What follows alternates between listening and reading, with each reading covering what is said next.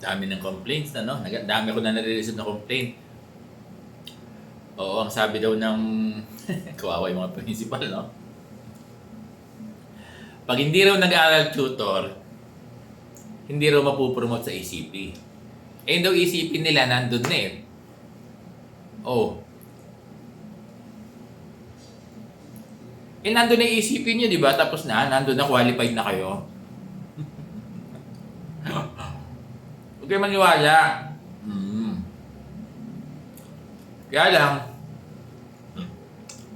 baka personalin daw sila, no? Dapat po.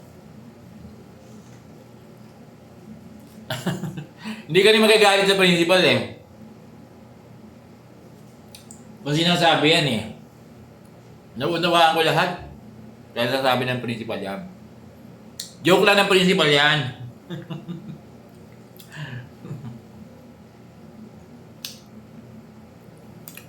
Dear teachers, alam niyo naman na hindi totoo yun. Kasi qualified na kayo. Kaya lang baka personalin daw sila. Eh, siyempre, naniniwala sila sa principal nila na sa PSDS nila na kapag hindi raw nag-aral, hindi mapopromote sa ECP. Daming chat sa akin eh kung gusto lang hingin ng DepEd eh, nagpo-forward yung mga comment ng teacher eh. Iba binubura ko na eh. Mga chat ng guro, no? All over the country ko kasi ang followers sa Serbong nasa almost 98 na, no? Going to 100,000. Ngayon, ang sabi daw ng principal ay hindi sila mapopromote, even yung mga PSDS nila, kung hindi sila mag-handle ko ng aral. Kawawa naman yung mga teachers, no? Susunod nga yan, matatakot. Pag yan ang reason, pag yan ang pinanakot ng principal, saka PSDS, nakaya na po ako.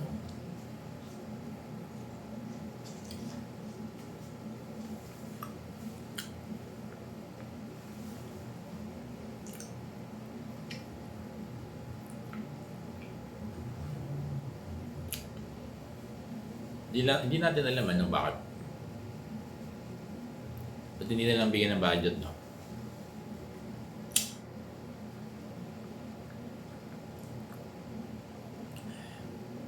Kaya kasi, no, wala kasing sinasabi. Walang clear na guidelines ang DepEd, ang division eh. Parang sinasabihin sila magbayad, kaya lang, paano eh, hindi naman nagsasabing division na na pwede ganyan. Di sana nag-hire tayo. Wala eh. Walang sinasabi sa atin yung division natin. Pare-pareho tayo. Hindi lang sa Caloocan. Sa lahat. Walang clear guidelines walang memo yung ating division office na sinasabi na mag-hire kayo para sa aral at babayaran ng division office. Kasi magbabayad yan, division office dapat. Division office.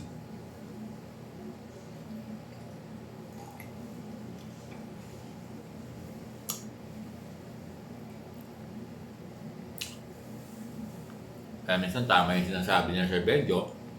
Sorry po. Naalisin na muna ang aral. Ang magandang solusyon po dyan, huwag na ipilit yung aral. Hindi po ako sa nag-aano hanggat wala pang hanggat ganito may may mga issues pa. Yung aral is intervention eh. Patuda lang din po ng practice na ginagawa ng mga guro during the class na nakakapag-intervention sila sa mga slow learners. Ganon. Ganyan naman yung ginagawa ng mga teacher eh. Lalo ngayon, 1 hour. Binibigyan ng tutorial. Doon na, sa klase. Huwag nang ihiwalay. Isama na doon sa teaching load ng mga guro. Kasama na ron sa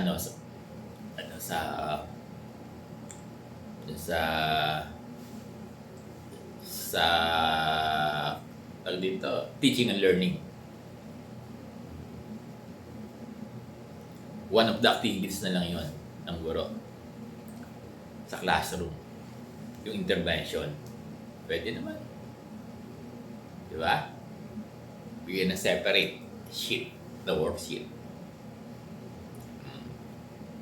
Ganun lang yan. Kaya lang sa reading, mahirap, mapapahiya, no? Hindi pwedeng ikandak yung reading in a class nga pala, nang mapapaya yung bata pag, oo, no? Siya lang ang nire-reading mo. Yun lang, mayuyumilate yung bata. Talagang mahirap.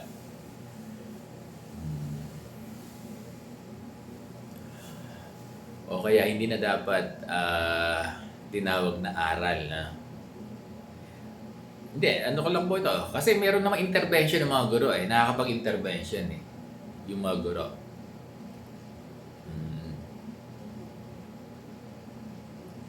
At kaya lang hindi rin pwedeng i-compensate.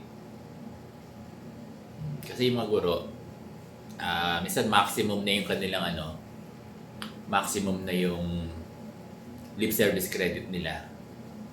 Kaya hindi na rin interesado eh na kumuha ng aral eh. Ganun eh, no?